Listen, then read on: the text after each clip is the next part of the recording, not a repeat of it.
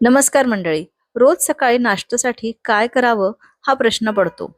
जे पौष्टिक असेल, सकाळच्या घाईमध्ये लवकर होणारं असेल आणि जो आपल्या वेट लॉस मध्येही मदत करेल आणि असा पदार्थ जो घरात लहानांपासून तर मोठ्यांपर्यंत सर्वांनाच आवडेल.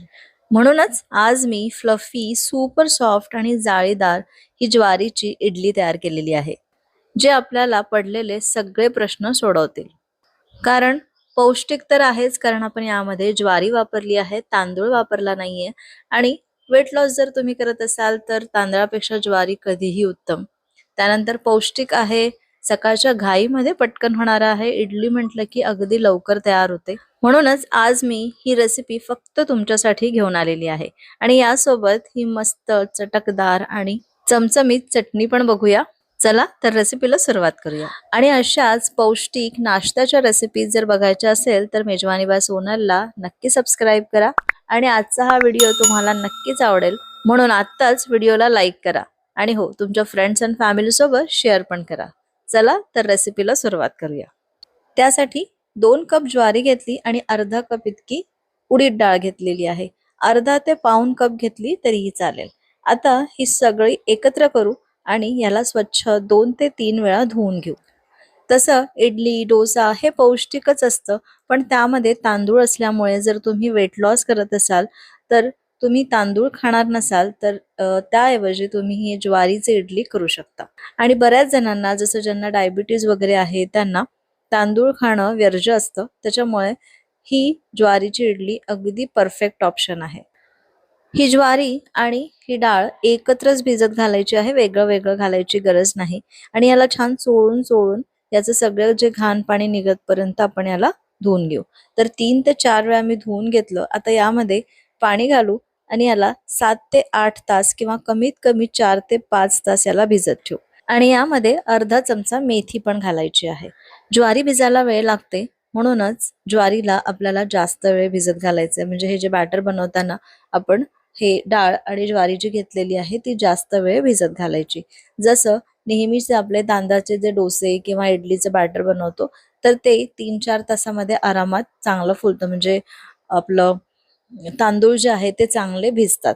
पण ज्वारी भिजत नाही, तर इथे आपल्याला 7 ते 8 तास किंवा कमीत कमी 5-6 तास तरी याला भिजत घाला. त्यानंतर आता इथे 5-6 तासानंतर आपल्याला हे बारीक करून घ्यायचं आहे. बारीक करताना आपण खूप छान बारीक करायचं नाही. आपण थोडंसं कमी बारीक ठेवलं तर मग याचे साल साल लागतात जेव्हा आपण त्याचा इडली किंवा डोसा बनवतो तेव्हा. तर 2-3 बॅचेसमध्ये मी याला छान थोडं थोडं पाणी घालून मस्त बारीक पेस्ट तयार करून घेतली. आता याला हाताने एकदा छान मिक्स करून घ्यायचं. आणि आता यावरती झाकण ठेवून रात्रभर याला फर्मंट करायला ठेवायचं. जसं आपण नेहमीचं बॅटर बनवतो ना, त्याच पद्धतीने बनवायचं आहे. फक्त इथे महत्त्वाच्या टिप्स या आहे की तांदूळ जो आहे तो लवकर भिजतो, तशी ज्वारी भिजत नाही. तर ज्वारीला भिजायला वेळ लागतो आणि जेव्हा आपण याला बारीक करू तेव्हा छान बारीक करायचं, थोडासा वेळ लागतो बारीक करायला. आता रात्री 9-9:30 वाजता मी हे बारीक केलं होतं आणि यावरती झाकण ठेवून ठेवलं होतं. सकाळी 6 वाजले होते आणि बघितलं किचनमध्ये येऊन, तर हे बघा, इतकं हे फर्मंट झालं, सगळं वरती आलेलं होतं. आणि परत आता मला याला थोडा वेळ ठेवायचं होतं, कारण सकाळी 6 वाजताच तर आपल्याला नाश्ता नाही करायचा आहे. तर मग मी काय केलं, याचे 2 पार्ट्स केले. आणि जे मला ठेवून द्यायचं होतं किंवा जे मला वापरायचं नव्हतं परत, कारण इतकं बॅटर एकदाच संपत नाही, तर तेवढं मी ठेवून दिलं. आणि बाकीचं जे आहे ते असंच बाहेर ठेवलं किंवा तुम्ही याला फ्रीजमध्ये पण परत ठेवून देऊ शकता. फक्त एवढंच की नंतर जेव्हा तुम्हाला डोसा इडली करायची आहे, आता ही आपल्याला इडली करायची आहे, तर तेव्हा 1 तास आधी काढून घ्यायचं बाहेर. म्हणजे हे रूम टेम्परेचरला असायला पाहिजे. तर बघितलं किती छान अशी, म्हणजे जाळीदार आपलं हे बॅटर तयार झालं आहे, किती फ्लफी झालं आहे, मस्त फर्मंट झालेलं आहे. तर आता हे एक बाजूला ठेवू आणि जे बाकीचं जे आहे त्याची इडली तयार करायला घेऊ. इडली करण्यासाठी जे आपण बॅटर घेतलं त्यामध्ये मीठ घालायचं आहे. अगदी 1 ते 2 टेबलस्पून पाणी घालायचं आहे. अशी कन्सिस्टन्सी असायला पाहिजे इडली बॅटरची. आता इडलीच्या प्लेटला तेल लावून घ्यायचं आणि यावरती हे बॅटर घालून घेऊ. तर हे बघा, या पद्धतीने मी हे टाकून घेतले आणि आता याला 20 मिनिटं हाय फ्लेमवरती स्टीम करून घेऊ. स्टीम करताना सुरुवातीलाच आपलं हे जे इडली स्टीमर आहे ते छान गरम असायला पाहिजे, छान वाफ त्याच्यामध्ये तयार असायला पाहिजे. आणि मग ही इडली यामध्ये ठेवली की 20 मिनिटं मस्त त्याला छान वाफ द्यायची आणि मस्त अशी फुगलेली आणि फ्लफी जाळीदार आपली ही ज्वारीची इडली तयार होते. बघा किती मस्त झाली आहे ना. तर आता ही आपण काढून घेऊ. काढण्यासाठी मी इथे थोडंसं तेल किंवा पाणी तुम्ही घेऊ शकता आणि ते असं लावून घ्यायचं चमच्याला. तो चमचा त्यामध्ये बुडवायचा आणि या पद्धतीने या इडल्या काढून घ्यायच्या. तर आता इडल्या ज्या आहे मी 2 प्लेट्स ठेवल्या होत्या. तर जी खालची जी प्लेट आहे ना त्याला तसा खड्डा पडलेला आहे, तुम्ही बघू शकता जसं इथे मी दाखवत आहे. तर आता हे बघा इडली बघा आपली किती मस्त सुपर सॉफ्ट झाली आहे. तर ही जी आहे ती खालची प्लेट होती. तर ती इडली फुगल्यानंतर त्या वरच्या प्लेटला पण ही चिटकली होती. तर हे बघा या पद्धतीने ही तयार झालेली आहे आणि मस्त जाळीदार फ्लफी अगदी सुपर सॉफ्ट आपली ही इडली तयार झाली आहे. आता इडल्या तर तयार झाल्या. आता यासोबत खाण्यासाठी मस्त अशी चटणी तयार करू. त्यासाठी एका पॅन मध्ये 1 ते 1.5 टेबलस्पून इतकं तेल घेऊ. तेल छान गरम झालं की यामध्ये अर्धा चमचा जिरे, 1 चमचा उडीद डाळ घालू. लगेचच यामध्ये पाव चमचा हिंग घालायचंय आणि 2 मिरच्या, भरपूर असा कढीपत्ता म्हणजे 3 ते 4 काड्या कढीपत्ता मी इथे घेतलेला आहे. 3-4 लसणाच्या पाकळ्या घेतल्या. एक अगदी छोटा कांदा मी इथे घेतलेला आहे, तो असा मोठा मोठा चिरून घेतला आणि 3 टेबलस्पून शेंगदाणे आणि 3 टेबलस्पून डाळवं इथे घेतलं आणि हे सगळं आता या छान भाजून घ्यायचं आहे. तर 3 ते 4 मिनिटं याला छान भाजून घ्यायचंय कमी गॅसवरती. आता मी गॅस बंद केला आणि याला याच पॅनवरती थंड होऊ दिलं. तर हे बघा हे पूर्ण थंड झालं आहे. आता आपण हे मिक्सरमध्ये बारीक करू. मिक्सरमध्ये बारीक करताना यामध्ये चवीपुरतं मीठ आणि थोडीशी साखर घालायची आणि हो यामध्ये आंबटपणासाठी 1 चिंचेचा तुकडा यामध्ये घालायचा, अगदी थोडा 1 चमचाभर.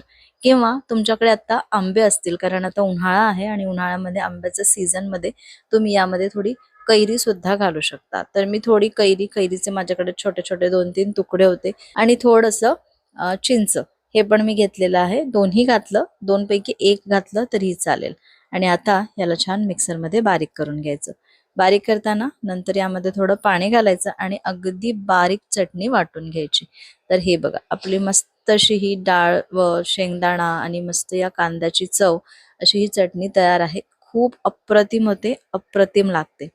तर आता ही चटणी तयार झालेली आहे. आता याला फोडणी देऊ किंवा एक मस्त तडका देऊ. तडका देण्यासाठी 2 टेबलस्पून मी तेल गरम केलं.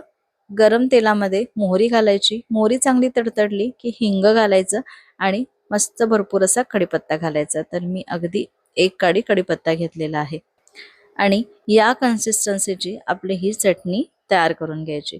तर ही चटणी एकदा करून बघा, तुम्हाला नक्की आवडेल. तर झालं, चटणी तयार आहे आणि आपलं इडलं पण तयार आहे. आता आपण हे सर्व करू. तर एका प्लेटमध्ये मी इडली घेऊन घेतली. मस्त ही चटणी घातलेली आहे. ही चटणी आणि इडली इतकंच खाल्लं ना तरी पोटभर होतं. सकाळी परत सांबार वगैरे करण्याची गरज नाही आणि मस्त आपली ही ज्वारीची इडली तयार होते. तर ही इडलीची रेसिपी अगदी सोपी आहे. जसं आपण नेहमीचं बॅटर तयार करतो त्याच पद्धतीने बॅटर तयार करायचं आहे, पण पौष्टिक आहे. तांदूळ खायचं नसेल तर तुम्ही ही ज्वारीची इडली नक्की करू शकता. आणि जी चटणी आपण तयार केली आहे ती पण अतिशय पौष्टिक आहे. तर बघितलं ना, सकाळच्या घाईमध्ये अगदी झटपट होणारा पदार्थ आहे, पौष्टिक आहे. तुम्ही हा मुलांच्या टिफिनमध्ये सुद्धा देऊ शकता. असा इडल्या द्यायच्या आणि एखाद्या छोट्या डब्यामध्ये ही चटणी द्यायची आणि नाश्त्याला तर तुम्ही एन्जॉय करूच शकता. आणि सगळ्यात महत्त्वाचं म्हणजे जर वेट लॉस करत असाल आणि सकाळी नाश्ता करायचा आहे, पण मस्त असा पोटभरीचा नाश्ता असायला पाहिजे आणि तोही अगदी हेल्दी, तर ही रेसिपी अगदी परफेक्ट आहे. तर एकदा ट्राय करा. रेसिपी आवडली असेल तर एक लाईक करा, जास्तीत जास्त शेअर करा आणि अजूनपर्यंत चॅनलला सबस्क्राईब केलं नसेल तर प्लीज सबस्क्राईब करा. पुन्हा भेटते अशाच एका मस्त रेसिपी सोबत उद्या दुपारी 2 वाजता. तोपर्यंत बाय बाय.